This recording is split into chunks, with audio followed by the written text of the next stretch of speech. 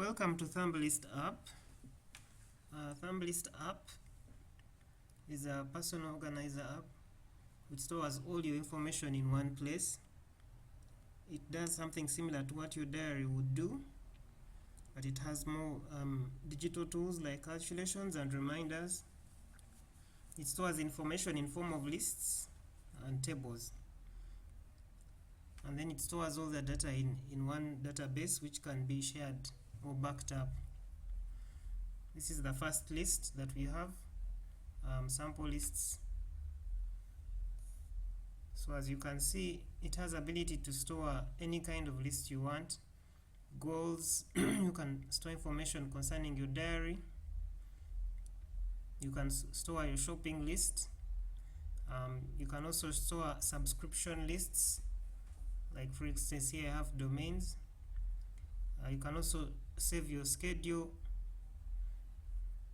and then you can also store birthdays. Just as an example, I can open here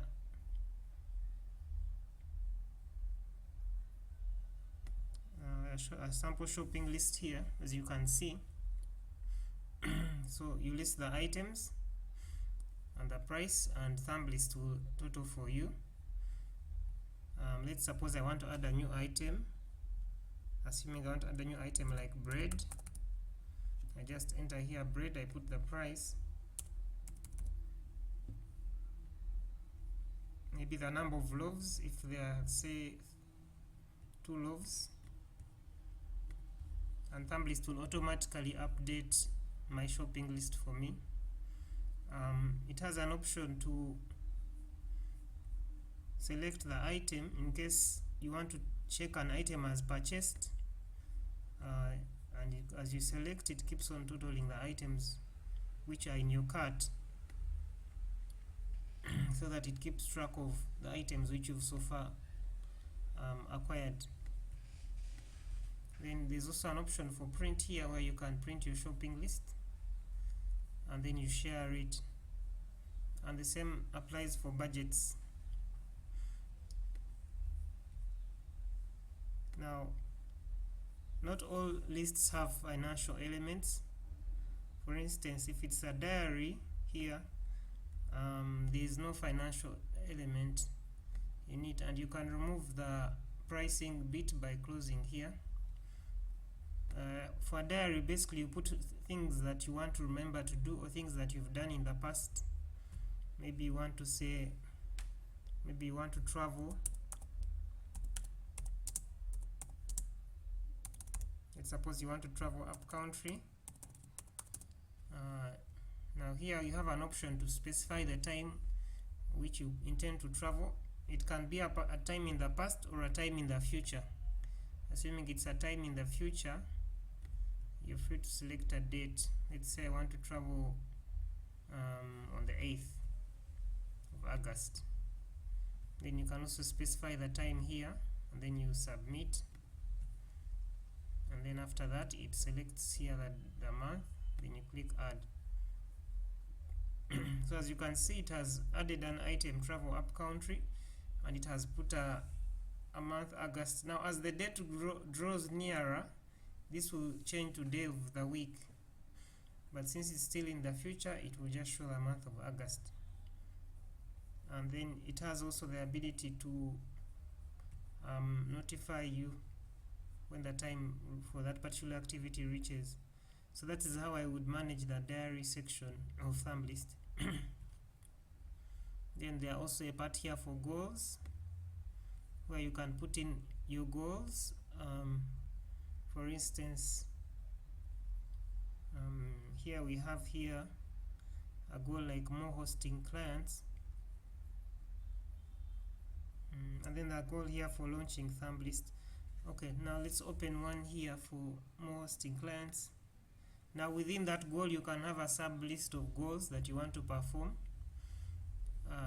But Thumblist gives you ability to enter child lists within a list, so that you can have as many nests as possible.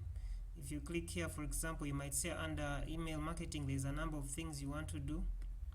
And then now here you're free, you can as well close this price part, and you're free to enter other sub goals that you have that fall within that particular goal.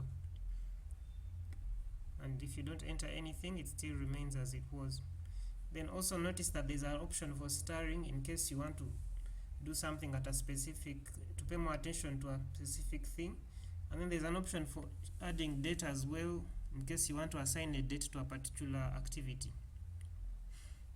And you'll notice that when you star these items, if you go back and you go back to the main home page, you also have ability to star this particular book for goals, and it will show you all the lists inside which were starred or which were urgent to be worked on.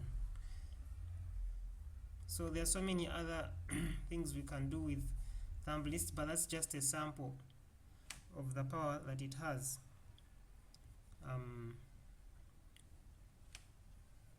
So I want to look next. I would like us to look at okay, there's also an option for birthdays here, which operates in a similar way.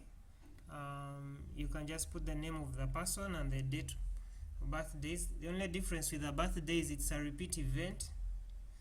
So here you set it to repeat itself every year. So what happens now is, as the date draws nearer, this date will change, and then when it finally reaches, it will become red. It will also be able to give you a reminder or when the birthday is about to reach. At the moment, it will display the birthdays on the front page of your app, and you shall have an alert which comes, those that are within the short-term period. Okay. I also had here a construction budget here for a house. So this is just a simple budget for a house construction. So you're free to enter whatever kind of list you want to use the app to do. So that is it about the planning section of Thumblist. Now I would like us to look at the transaction section. Transaction section, it opens when you click on this tab, and then it consists of a collection of books. These are financial transactions. So I have managed to create categories for my personal expenses, as well as businesses, as well as projects. So I have a category for family where I put my finances that I spend on the family, and then where I spend on myself, personal.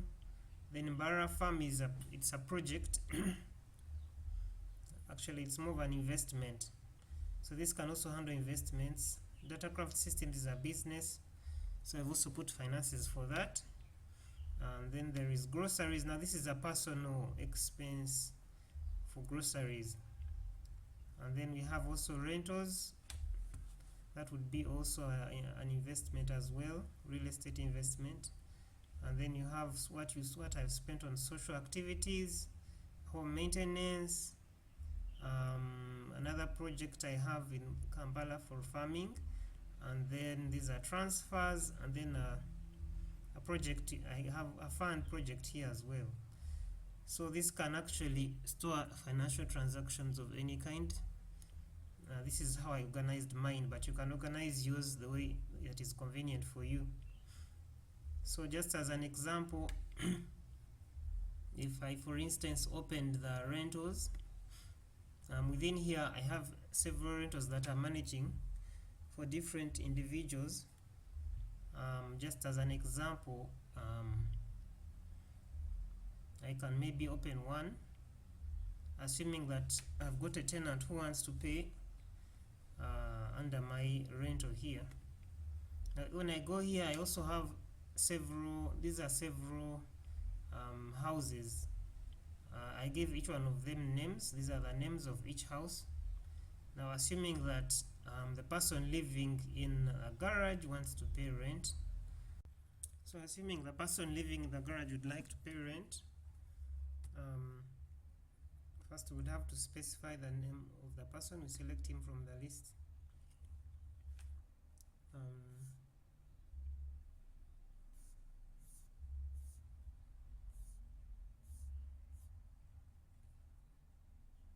We also have his phone number there, and then here we specify the mode of payment, if it's cash or mobile money or bank transfer, and keep in mind that it's an income, it's not an expenditure. So let's assume that Chigudu Godfrey is paying rent for July. And then here we'll put the amount of money that he's paying.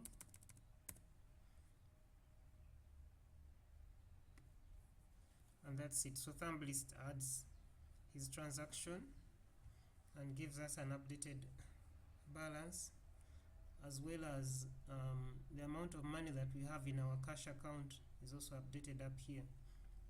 Keep in mind this book can also handle expenditures. So in case I had to spend on some repairs, for instance, let's suppose I had to repair a door.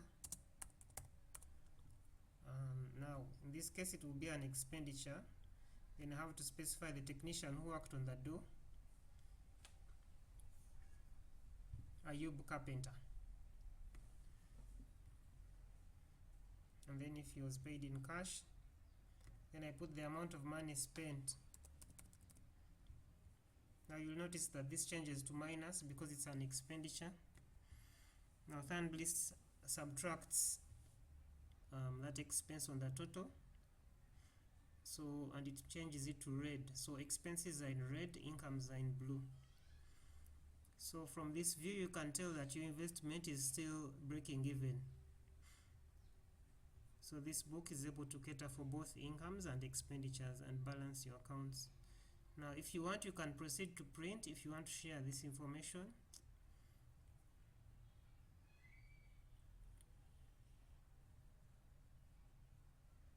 And then you'll be able to see all the transactions that were done.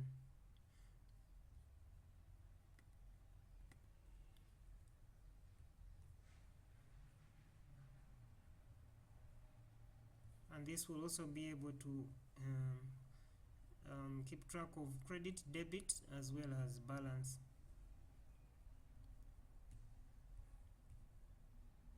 So that's it for now concerning transactions. Also notice that you can tell the standing of a particular book.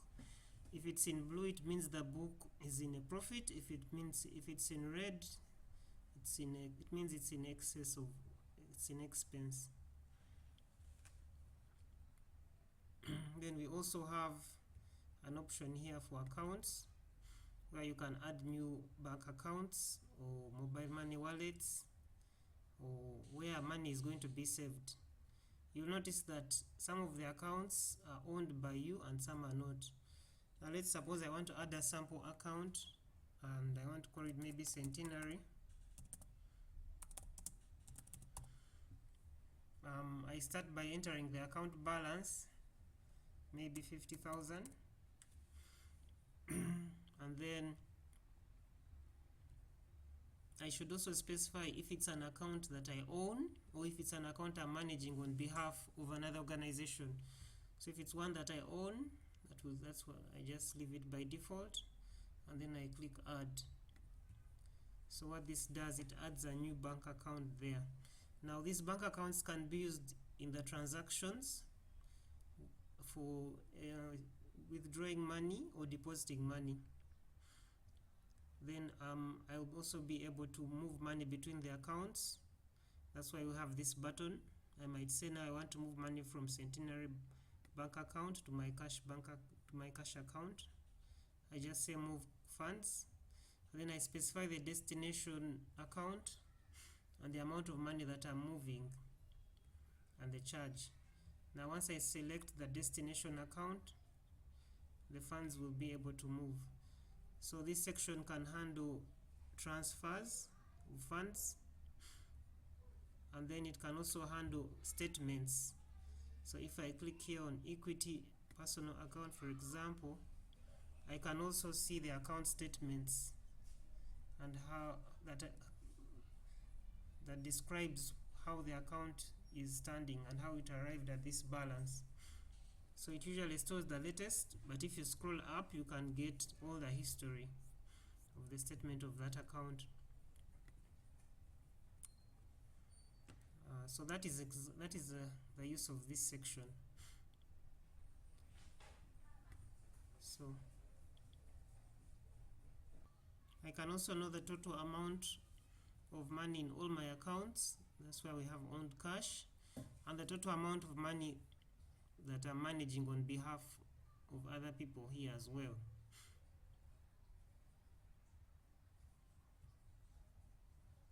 So that's it. That covers Thumblist. There will be further improvements as we get along, but for now, that's how it works. Thanks for listening.